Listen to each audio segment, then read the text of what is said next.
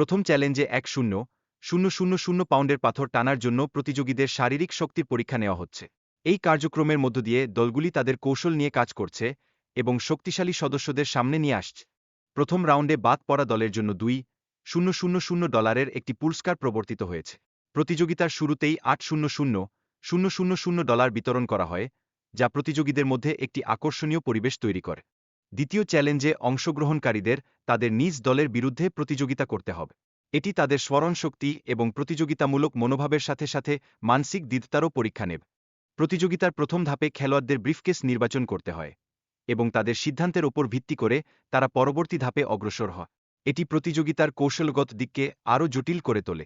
প্রতিযোগিতায় বাদ পড়া খেলোয়াড়দের জন্য $2,000 পুরস্কার দেওয়া হয়, যা তাদের জন্য কিছুটা মানসিক স্বস্তি এনে দেয়। তবে প্রতিযোগিতা থেকে বাদ পড়া মানেই জয়ের সুযোগ হারানো। শেষ রাউন্ডে খেলোয়াড়দের জন্য চ্যালেঞ্জ আরও কঠিন হয়ে পড়ে, কারণ তাদের একটি সংক্ষিপ্ত সময়ের মধ্যে সিদ্ধান্ত নিতে হয়। এই পরিস্থিতি তাদের চাপ বাড়িয়ে তোলে। প্রতিযোগীদের একটি পতাকা সংগ্রহ করতে বাধ্য করা হয়, অন্যথায় তারা প্রতিযোগিতা থেকে বাদ পড়বে। এই আইন প্রতিযোগিতার চাপ বৃদ্ধি করে এবং কৌশলগত সিদ্ধান্ত গ্রহণের প্রয়োজনীয়তা তৈরি করে। দ্বিতীয় রাউন্ডে ৫-০টি পতাকা থাকবে, যা অধিক সংখ্যক প্রতিযোগীকে বাদ দেওয়ার সম্ভাবনা সৃষ্টি করে।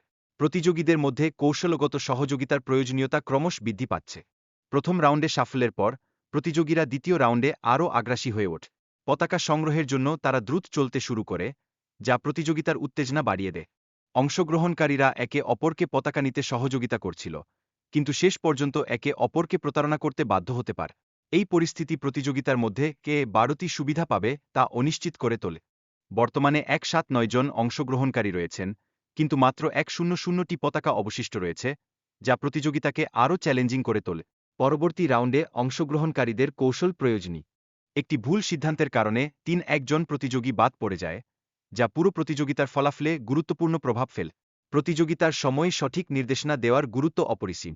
এই চ্যালেঞ্জে ১,০০,০০ জনের দলে বিভক্ত হওয়ার প্রয়োজন এবং বিশ্বাসের ভিত্তিতে সিদ্ধান্ত গ্রহণের বাধ্যবাধকতা আছে। এটি একটি মারাত্মক প্রতিযোগিতা, যেখানে বিশ্বাসের প্রতি প্রতারণা ঘটতে পারে।